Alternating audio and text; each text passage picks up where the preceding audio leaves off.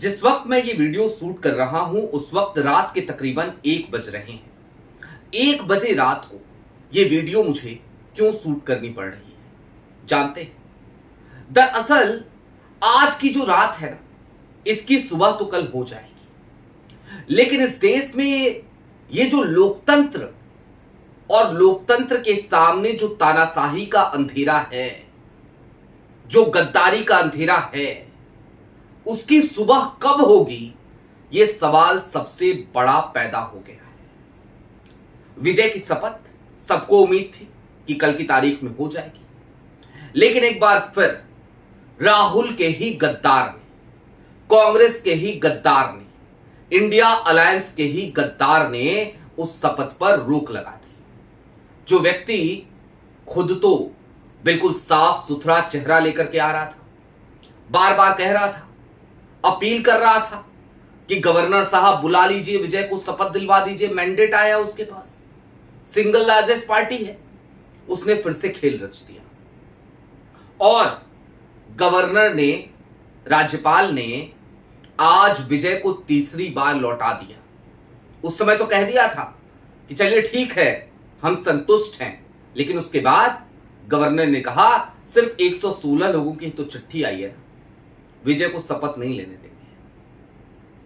कुल मिलाकर यह वीडियो थोड़ी सी लंबी होगी, लेकिन तमिलनाडु पर शायद इसके बाद मैं कोई और वीडियो करूं ही नहीं।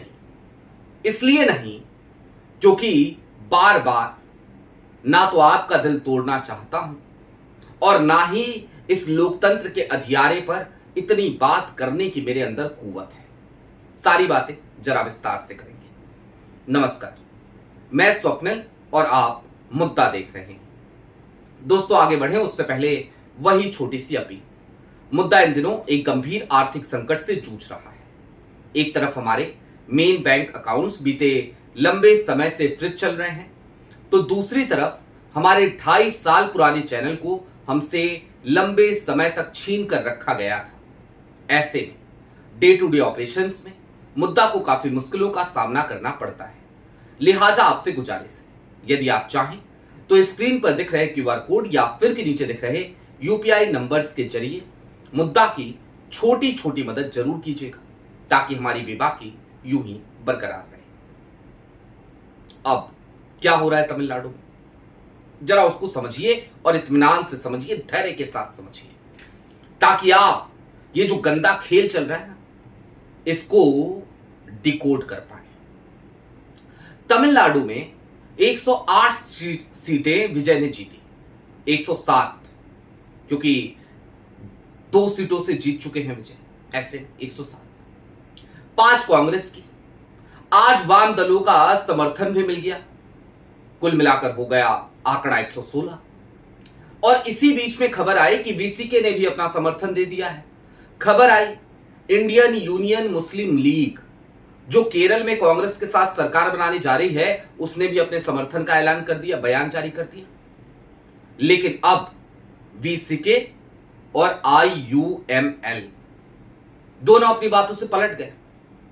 दोनों के बिहाफ पे, दोनों के बयान जारी करने के बाद थलापति विजय, अभिनेता विजय और भावी मुख्यमंत्री विजय, वो बड़े कॉन्फिडेंस के साथ आज मोदी के तमिलनाडु में बैठे हुए एजेंट, यानी कि राजेंद्र आर्लेकर, राज्यपाल तमिलनाडु के, उनके पास गए थे और जाकर के कहा था कि देखिए, आप कह रहे थे ना कि बहुमत का आंकड़ा लेके आओ, तो ये रहा 116 का आंकड़ा, 4 की और चिट्ठी आ गई है और बाकी का आंकड़ा भी मैं आपके पास अभी थोड़ी देर में भिजवा देता हूं, क्योंकि ऐलान हो गया है, आप मुझे कल शपथ ले लेने दीजिए। जैसे ही विजय वहां से निकले, उसके कुछ देर के बाद इंडियन यूनियन मुस्लिम लीग, उसने अपनी प्रेस रिलीज जारी करी और उस प्रेस रिलीज में जो बातें लिखी ना, वो बड़ी हास्यास्पद है। उसने कहा कि सरकार बनाने की किसी भी स्थिति का हम समर्थन करेंगे। मतलब ये नहीं कि टीवी के सरकार बनाएगी तो हम समर्थन करेंगे। कहने का मतलब ये कि अगर डीएमके और एआईएडीएमके भी सरकार बनाएगी तो हम उसका भी समर्थन करेंगे। जिसकी सरकार बनानी है बना लो, कोई फर्क नहीं पड़ता, एआईएडीएमके को ले आओ।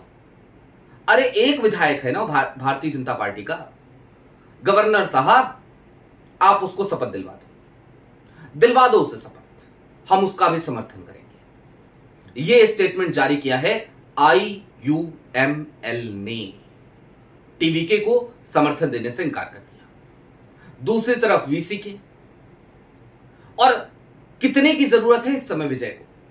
334 - 1 यानी कि 333 हो जाएंगी सीटें, क्योंकि विजय एक सीट से इस्तीफा देंगे। तो बहुमत के लिए, हाफवे नंबर के लिए सिर्फ जरूरत 117 की है और एक विधायक की जरूरत है इस समय। लेकिन राजेंद्र आर लेकर तो अड़े हुए हैं कि 118 लेकर के आओगे तभी शपथ के लिए बुलाएंगे।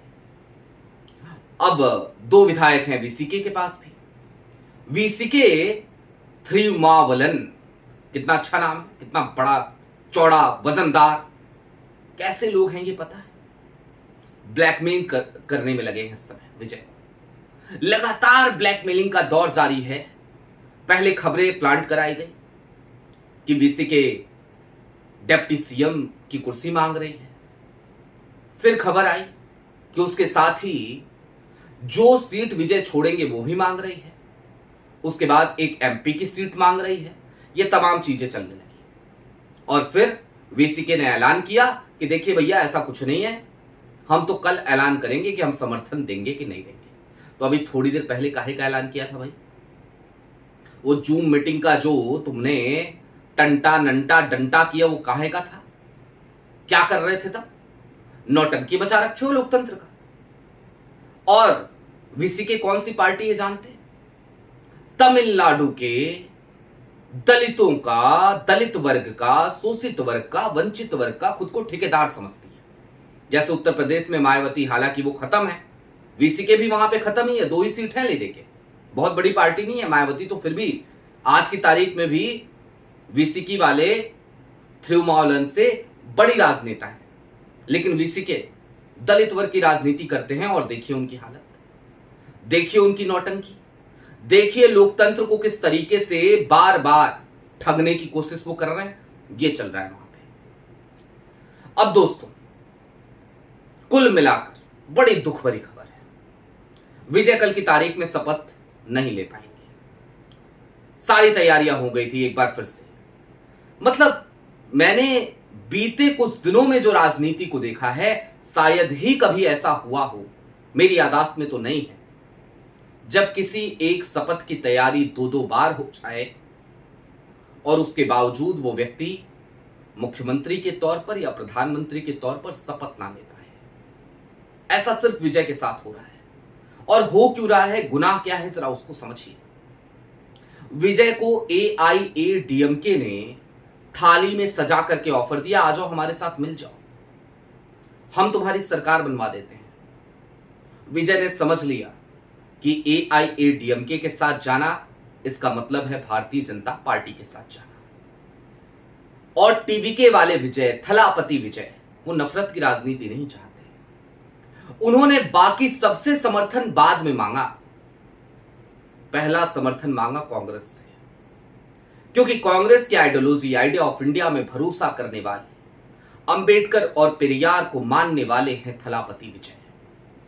लिहाजा उन्होंने कांग्रेस से समर्थन मांगा।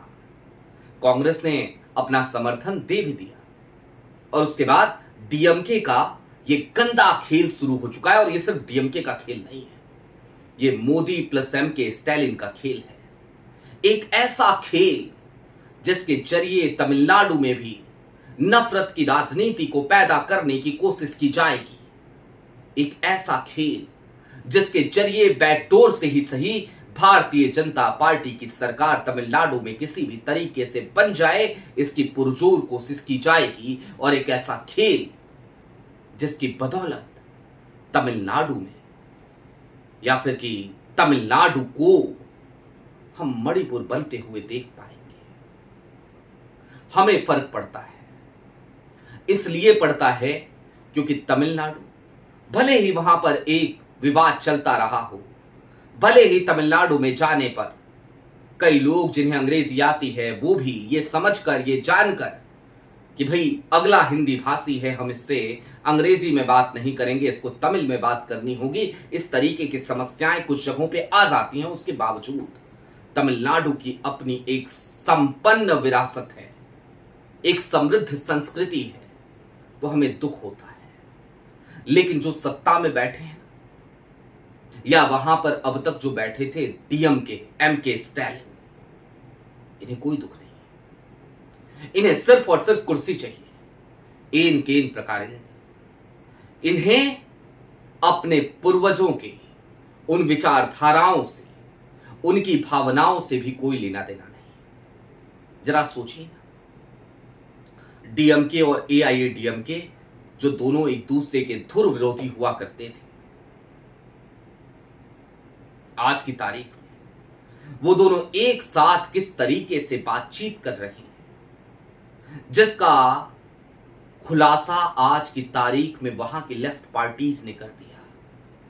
खुल करके बोल दिया कि चूंकि एमके स्टैलिन चाहते हैं कि हम एआईएडीएमके का समर्थन करें, लेकिन अगर हम ऐसा करेंगे तो इसका मतलब होगा कि हम बैकडोर से भारतीय जनता पार्टी की सरकार बनाएंगे, इसलिए हम टीवीके का सपोर्ट कर रहे हैं। वो एमके स्टैलिन जो अपने चेहरे पे एक नकाब लगा करके चल रहे हैं, और दूसरी तरफ वीसीके, दलित, शोषित, वंचित, जैसा मैंने कहा उस वर्ग की राजनीति करने वाली वीसीके, उसका भी हाल देख लीजिए। ये वही वीसीके है जिसने कहा था कि लेफ्ट पार्टीज का जो भी डिसीजन होगा हम उसके साथ होंगे। वो वीसीके भी आज अपनी बात से पलटती हुई नजर आ रही है।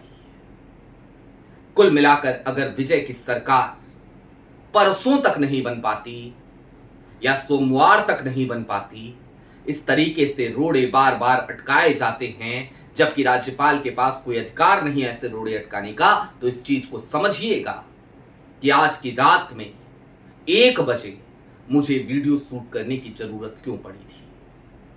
क्योंकि हम तो चाहते हैं इस देश में लोकतंत्र का उजियारा रहे, लेकिन यहां पर फिर वक्त तानाशाही का हथियारा है। आपकी क्या राय है वो हमें कमेंट बॉक्स में जरूर बताइएगा। चलते चलते फिर वही अपील, चैनल पे नए हो तो सब्सक्राइब करते हुए जाइएगा, सक्षम हो तो मुद्दा की छोटी छोटी मदद जरूर कीजिएगा, ताकि आर्थिक संकट के इस काल में भी हमारी बेबाकी बरकरार रहे। बहुत शुक्रिया।